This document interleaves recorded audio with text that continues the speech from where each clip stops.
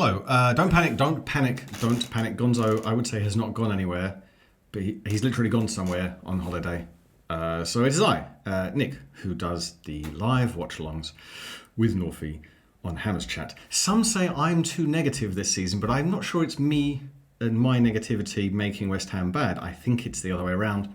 And now the game and the season, thank God, are done with. Finally, it's been a slog beyond belief to get there, but we're all here. So this was kind of like our cup final, if you like a cup final made of excrement that just celebrates how bad we were. But at least we collectively have made it to the end of the season. So as Gonzo's away on his hollybobs, let's just say that, Gio asked me kindly to do this post-match review. So it's like a post-match review, a post-season review, and a post-watch-along experience. What is it like being a West Ham fan with no choice of being so? You just wake up and that's what happens to you each day in your brain. And doing live watch-alongs with your fellow Hammers, with yourselves, for an entire season.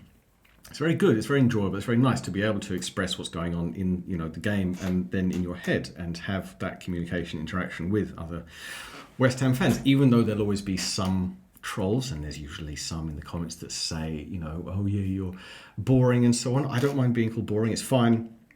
Being boring, as I just said on the watch along, you all know means you have no drama in your life, so you can be very boring. It's a very good situation to be. But on the footballing side of things, what happened in the game between Ipswich and West Ham that mattered to basically no one at all?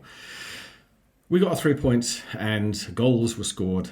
2 of them from us were very good, so that was very good for the away fans who just, people talk about myself and Northie and they say we've kind of suffered this season by joining and co-hosting the watch-alongs for the first time this season, in one of the worst seasons, in the season that hopefully must be something of a rock bottom for us. Of course, it could get worse. We're West Ham. What will we do next season? Who will we buy? Who will we sell? What money will we waste? What excuses will the owners make for our situation? It could get worse, relegation. They're all realistic, but if you take everything into account, if you take into account the owners just getting involved in a mishmash of transfers, appointing Lopetegui, taking too long to get him out, and here we are, where West Ham score a goal and you just feel nothing because it's against Ipswich in the last game of the season. It just doesn't matter. So all of those things still come into play, but at least we won. At least the goals were scored. The first goal, Ipswich gave us that goal. A midfield pass back to a defender that didn't quite work. Bowen was brilliant and snapped onto it. One possession, and as he won possession, the ball was underneath him, but he kind of squirmed his body, shifted his internal circuits a little bit, and squared it beautifully to Ward-Prowse, who was basically left with an open goal. Hopefully just a nice sign-off. Thank you, goodbye, James Ward-Prowse. I mean, I guess you could stick around as just a backup player if we have a lot of injuries and we just need someone else, but apart from that, not good enough for our, or at least my, top 6 aspirations and ambitions for next season. Call me mental, you probably will. But I'm still optimistic about next season because the youngsters coming back. We can get back into that later. But that was the first goal. And then obviously Ipswich scored because we're terrible. The Ipswich player just had a little gentle run forwards. He made Todibo look bad. I'm actually okay with keeping Todibo for next season. I think he's done a lot of good defensive work through a lot of games, but that was just abysmal. And then Ipswich player dribble forward, shoot, score. Oh, good. It's against West Ham, no problem. Then Jarrod Bowen, who doesn't get picked for England because Thomas Tuchel, as I'll keep talking about in all of his infinite German wisdom, doesn't think goals and assists are the things. That's not the thing. No, it matters. If you're very cool and Noni Madueke gets into the England team, I think Jarrod's quite an exotic name anyway, but I think he should go all out, change his name to Joju Boweniki, wear a hairband, just kind of present a very cool, fashionable image. Then he might get picked for England because apparently Noni Madueke has one goal involvement in the last 10. Bowen, this now with that assist and that strike would put him up to, I think in the last 14 games he might be on 10 goals and 4 assists. I don't know, but it's goals and it's assists in a terrible team. That might show you that he's good enough to get into the England squad. Not if you're Tommy Tuchel.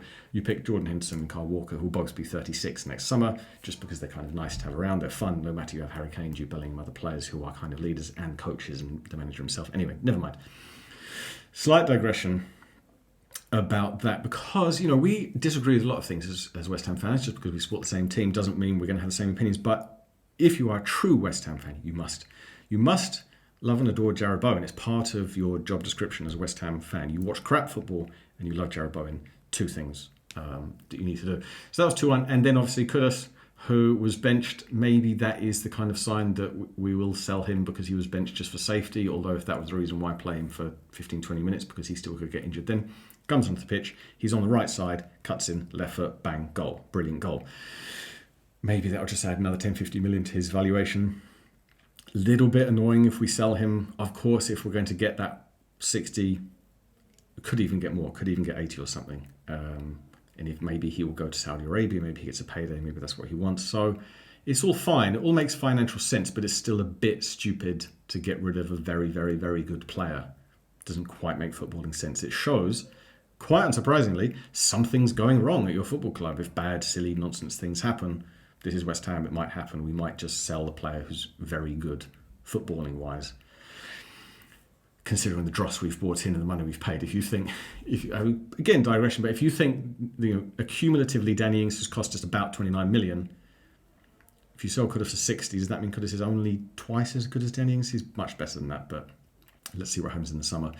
So all in all, Ipswich tried for a lot of the game. They probably were on top for most of the game, especially in the first half. They're just terrible. They tried, they had possession, they had crosses, they had shots, they had attacking passes.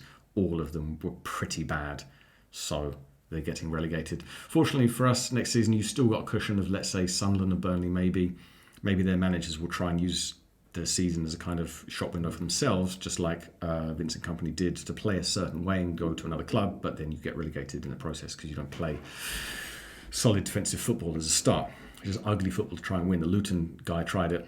He tried to be a bit of a superstar for the cameras, didn't work for him either, got relegated, went worse, then he had to leave. So, all in all, that was the game. It was a game of football. Bowen and Kudus made it watchable for us and got us the victory because they're our best players. That's been our season.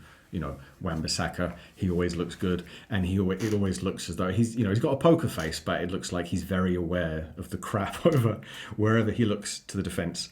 We need to just shift as many players as possible. Who knows if we can be fortunate enough to try and get someone to buy Kilman. I'm not really sure. So all in all, that was the game. That was the season. We all know what it was like. It's now over. I say we have to be optimistic. Don't let me tell you what to do. Be as pessimistic as you want. Up to you. However, I'm still optimistic because of the youngsters coming back. They are West Ham players. They are academy players. And also they also have some personality as well. I just think having Earthy back, George Earthy has footballing ability and personality, and he is, if you like, the model of the type of young player we should be looking around for elsewhere, who's always on the front foot, always active. Same with Skulls. Some people say, a lot of people say a lot of different things, but my opinion about Skulls is it doesn't matter even if he makes slight mistakes now. That's the purpose of giving him game time now. Just make mistakes, it's fine. It's learning. It's at least for him being a good situation to come in. He should have actually had a lot more game time to have a lot more learning experiences because we've lost in most of those games anyway. On Graham Potter, I think most West Ham fans are in the same boat, which is one of reluctant acceptance that he's not going to go anywhere. He has had, the negative superlatives you want to put on some of these players. You come into a team and you've got Areola. I like Areola, but he occasionally will gift the opposition a goal. Kilman has done it. Mavropanos has done it. So that's your base. Your midfield base is Alvarez, Souček, Ward-Prowse. Keep Souček. I say definitely keep Souček, but on the bench. Don't start him, ideally. Have him on for the last 15, 20 minutes when tactics and formation have just fallen away and you need someone big in the box who gets on things. That's what Souček does. He scores goals, but keep him. But still not ideal. Souček, Ward-Prowse, Alvarez, Rodriguez, Carlos Soler, he exists, almost forgotten. Sad Luke Paqueta because, I'm sad. Well, okay. That's your midfield bunch to pick as Graham Potter. And then your strikers, call them strikers, Ings, Antonio, literal car crash, following up the metaphorical car crash of a midfield. Kind of injured old Fulkrug. Even though Fulkrug should have got more starts, that was a Potter mistake. He played that one wrong. There were some easy wins for him there with Fulkrug, but he didn't do it well. So, Graham Potter, ridiculously conservative to the level of being slightly perverse, like he's trying to annoy us, just relentlessly playing 5-3-2. However, in his defence, extenuating circumstances of a terrible squad. Therefore, give Potter, the summer, allow him to make as many decisions as possible, not the owner on who we sign. Potter's, Culkin dude, what's his name? Kieran Culkin? Am I Culkin someone? Let him make the decisions. Have some thread of consistency through the signings. We've got enough money.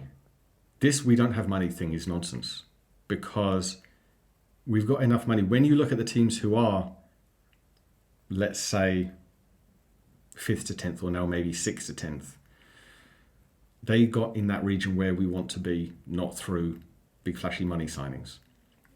This has been a lovely ramble. Gonzo will be back very soon. Thank you to everyone who watched us on the watch-alongs. It does, it is nice to actually have nice comments. Obviously, me and Northie, my co-host, we can brush off the negativity from the comments and the chats. We don't really mind it. We have the gumption and the cojones to do so. It's not a problem. But when people say nice, when people actually appreciate the effort that you make, because, as I said in the watch-along, as West Ham fans, we all get to weekends where we just can't be doing with our own football club. We just can't be doing with it anymore. We think, you know what? Good luck, West Ham, but I can't really be doing with you emotionally. I need to give this weekend a this. So when you're actually doing the watch-alongs, you can't. You've got to actually just have West Ham staring at you in the face, which is a terrifying prospect. So everyone who's watched us on the watch-alongs, thank you very much. And we will be back on the watch-alongs probably in July when we do a nonsense pre-season. See you there.